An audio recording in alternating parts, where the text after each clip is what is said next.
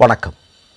நம்முடைய இந்தியாவினுடைய பிரதமர் மோடி அவர்கள் கொண்டு வரப்போகக்கூடிய ஒரு மெகா திட்டம் ஒவ்வொரு இந்தியனும் மிகுந்த அதிர்ச்சிக்குள்ளாகி இருக்கிறார்கள். அது என்ன தெரியுமா? இப்போ மோடி அவர்கள் வந்ததற்கு பிறகு யூபிஏ பணவர்த்தனை நீங்கள் கேள்விப்பட்டிருப்பீங்க. அதாவது நம்ம இப்போ ஒரு பொருள் வாங்கவோ இல்லை இன்னொருத்தருக்கு காசு கொடுக்கவோ எல்லாமே எப்படி பண்ணிகிட்டு இருக்கிறோம்? 2 ரூபாலேருந்து 30 ரூபா, ஆயிரக்கணக்கான ரூபா வரைக்கும் ஃபோன்பேயில் பண்ணுறோம், ஜிபேயில் பண்ணுறோம், அதே மாதிரி சூப்பர் மணி, இந்த மாதிரி தான் நம்ம பண்ணிகிட்ருக்கிறோம். இந்த மாதிரியான பண பரிவர்த்தனைகளுக்கு இனிமேல் அவங்க கட்டணம் வசூலிக்க போகிறாங்களாம். இதுதான் மோடி கொண்டு வரப்போகக்கூடிய ஒரு மெகா திட்டம். இதை நேற்று தினம் பார்லிமெண்ட்டில் நிர்மலா சீதாராமன் சூசகமாக அப்படி மொழி பேசி முடிச்சிருக்கிறாங்க. இந்த திட்டத்தை பற்றி பார்க்கறதுக்கு முன்னாடி மோடி என்று சொல்லக்கூடிய அந்த நபர், நம்முடைய இந்தியாவுடைய பிரதமர், அவருடைய இந்த பாராளுமன்ற செஷனில் ஒரு மிக முக்கியமான கேள்வி ஒன்று கேட்கப்பட்டிருக்கிறது. அது என்ன கேள்வி அப்படின்னா, உங்களுக்கு எல்லாருக்கும் நல்லா தெரியும், வாஜ்பாய் அவர்களுடைய காலகட்டத்தில் சர்ஃபாசின்னு ஒரு சட்டம் கொண்டு வந்தது. பேங்க் லோன் வாங்குறவங்களுக்கு எல்லாருக்கும் நல்லா தெரிஞ்சிருக்கும்னு நினைக்கிறேன். இது என்ன? கஷ்டப்பட்டு கொஞ்சம் கொஞ்சமாக சேர்த்து கொஞ்சம் பணத்தை பேங்க்லேருந்து லோன் வாங்கி ஒரு சின்ன வீடு கட்டி இருக்கிற இந்த ஏழை எளிய மக்கள் இருக்காங்களே, நடுத்தர வர்க்க மக்கள் இருக்காங்க இல்லையா, அவங்கள அந்த வீடு வரைக்கும் ஜப்தி பண்ணுறதுக்கான ஒரு சட்டம் தான் இந்த சர்ஃபாசி என்று சொல்லக்கூடிய சட்டம். அன்றைக்கு கடுமையான எதிர்ப்பு வந்தது. ஏன்னா இதனால் மிகப்பெரிய அளவில் ஏழை எளிய மக்கள் ஒரு 1 லட்சம் ரூபா அடைக்க முடியாதுங்க, ஆனால் 30 லட்சம் ரூபா வீடை ஜப்தி பண்ணிட்டு போயிடுவாங்க. அந்த அளவிற்கு அது ஒரு கொடுமையான சட்டம் என்று சொல்லப்பட்டது. அந்த சட்டம் இப்போதும் நிலவையில் இருக்கிறது. இந்த சட்டம் தொடர்பாக கடந்த 3 வருடத்தில் எத்தனை வழக்குகள் பதிவு செய்யப்பட்டிருக்கிறது, எத்தனை பேரிடமிருந்து பணம் வசூலிக்கப்பட்டிருக்கிறது, எவ்வளவு வசூல் செய்திருக்கிறீர்கள், இனி எவ்வளவு வசூல் செய்யப்பட வேண்டியது, இதுதான் நேற்றைக்கு மோடி அரசாங்கத்தை பார்த்து பாராளுமன்றத்தில் ஒரு எம்பி கேட்குறார். அதற்கு மோடியினுடைய அமைச்சரவையில் இருக்கக்கூடிய நபர் சொன்ன பதில் என்ன அப்படின்னு பார்த்தீங்கன்னா, 6,19,620 வழக்குகள் பதிவு செய்யப்பட்டிருக்கிறதாம். பரவாயில்லையே, பயங்கரமாக கரெக்டாக வேலை செய்கிறாங்க இல்லையா? அடுத்து நீங்கள் பார்த்தீங்கன்னா 3,34,093 ரூபாய் இன்னமும் வசூலிக்க வேண்டி இருக்கிறது. சரி, அடுத்ததாக நீங்கள் பார்த்தீங்க அப்படின்னா வசூலிக்கப்பட்டது எவ்வளவு? அதாவது ஏழை எளிய மக்கள் பேங்கிலிருந்து லோன் வாங்கி கொஞ்சம் கட்டலை அப்படின்னா அவங்கள்ட்ட புடுங்கினது, சொத்தாகவும் சரி பணமாகவும் சரி, எப்படியெல்லாம் புடுங்கினது எவ்வளவு அப்படின்னு பார்த்தீங்க அப்படின்னா 93,839 அப்படின்னு சொல்கிறாங்க. நீங்கள் நல்லா பார்த்துங்க, ஏழை எளிய மக்கள்கிட்ட கரெக்டாக மோடி எல்லாத்தையும் வசூல் பண்ணுறாரு.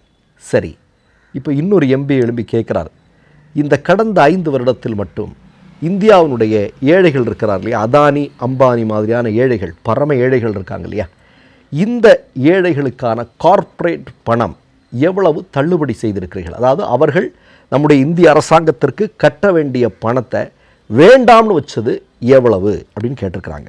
அதற்கு நீங்கள் பார்த்தீங்கன்னா 2,42,896 கோடி ரூபாயை மோடி வேண்டாம்னு வச்சுருக்கிறார். எப்பா நீ கொடுக்க வேண்டாம், அதானி நீ ரொம்ப ஏழையாக இருக்கிற, அம்பானி நீ ரொம்ப பாவமாக இருக்கிற, டீ கூட காசு இல்லாமல் இருக்கிற, நீ இந்த பணமெல்லாம் எனக்கு தர வேண்டாம் அப்படின்னு மோடி சொல்லியிருக்கிறார். இப்போது நம்ம இன்னொரு செய்தியை சொல்லவா? இப்போ நான் முதல்ல சொன்னேன் இல்லையா, இந்த யூபிஐ பரிவர்த்தனை அப்படிங்கிறது ஃபோன்பேயில், ஜிபேயில், இந்த மாதிரியான இதில் இன்றைக்கி பெரும்பாலும் உலகத்திலே அதிகமான டிஜிட்டல் பரிவர்த்தனைகள் நடக்கக்கூடிய நாடுகளில் இந்தியா மிக முக்கியமானது. எல்லாத்தையும் அப்படி மாற்றிட்டாங்க, மோடி மாற்றிட்டார். இப்போ நான் என்ன கேட்குறேன்னா, இந்த ஃபோன்பே ஜிபே இதெல்லாம் யார்? எல்லாமே ப்ரைவேட் இல்லையா? இப்போ என்ன சொல்கிறாங்க பார்லிமெண்ட்டில் அப்படின்னா, இவங்களுக்கு கட்டுப்படி ஆகலையா, இவங்க கஷ்டத்தில் இருக்கிறாங்களாம். இந்த நிறுவனங்கள் எல்லாம் ஃப்ரீயாக மனிதர்களுக்கு, இந்தியாவில் இருக்கக்கூடிய மக்களுக்கு இந்த மாதிரியான டிரான்சாக்ஷன் விஷயங்களில் அவங்க ஃப்ரீயாக வேலை செய்கிற மாதிரி இருக்குது. அதனால் அவங்க ரொம்ப கஷ்டத்தில் இருக்கிறாங்க. அவர்களுக்கு உதவி செய்வதற்காகத்தான் இப்படி ஒரு திட்டத்தை மோடி கொண்டு வருவதாக சொல்லியிருக்கிறார். ஆனால் ஒரு என்ன விஷயம்னா, உடனடியாக கொண்டு வர மாட்டாராம், ஆனால் கண்டிப்பாக கொண்டு வந்துடுவாராம். இப்போதைக்கு உள்ளே இருக்கக்கூடிய பார்லிமெண்ட் உறுப்பினர்கள், இந்திய மக்கள் ஏற்கனவே மிகப்பெரிய கொந்தளிப்பில் இருக்கிறாங்க. இது கேட்டதுமே கண்டிப்பாக மக்கள் கொந்தளிச்சிருவாங்க இல்லையா? அப்போ இப்போ என்ன சொல்றீங்கன்னா, வருடத்திற்கு 1.5 கோடி ரூபாய்க்கு மேலே பணம் சம்பாதிக்கக்கூடிய வியாபாரிகள், பிஸ்னஸ்மேன் இருக்காங்க இல்லையா, அவங்களுக்கு மட்டும்தான் இது பொருந்தும், மற்றவர்களுக்கு இல்லை அப்படின்னு சொல்கிறாங்க. ஆனால் முதல்ல இப்படித்தான் ஆரம்பிப்பாங்க இல்லையா? நமக்கு எல்லாருக்கும் நல்லா தெரியுங்க. இன்றைக்கு முழுக்க முழுக்க பணப்பரிவர்த்தனை, அதாவது பணம் மூலமாக நீங்கள் காசு கொடுத்து பொருள் வாங்குறதெல்லாம் நீ ரொம்ப கம்மியாயிடுச்சு. இன்றைக்கி 5 ரூபானா கூட ஜிபே பண்ணிடுறாங்க. அந்த மாதிரி நம்மளை மாற்றிட்டாங்க, ஒட்டுமொத்தமாகவே மாற்றிட்டாங்க.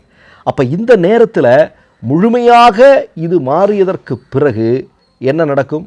முதல்ல வியாபாரிகள் என்று சொல்வார்கள், அதன் பிறகு ஏழை எளிய மக்கள் சுரண்டப்படுவார்கள். அதுவும் எப்படின்னா, 2000 ரூபாவுக்கு மேலே ஒரு டிரான்சாக்ஷன் நடந்தது, பணப்பரிவர்த்தனை நடந்ததுன்னா அதற்கு ஒரு கட்டணம் வசூல் செய்வது அப்படிங்கிற திட்டத்தோடு அவர்கள் களத்தில் வந்திருக்கிறார்கள்.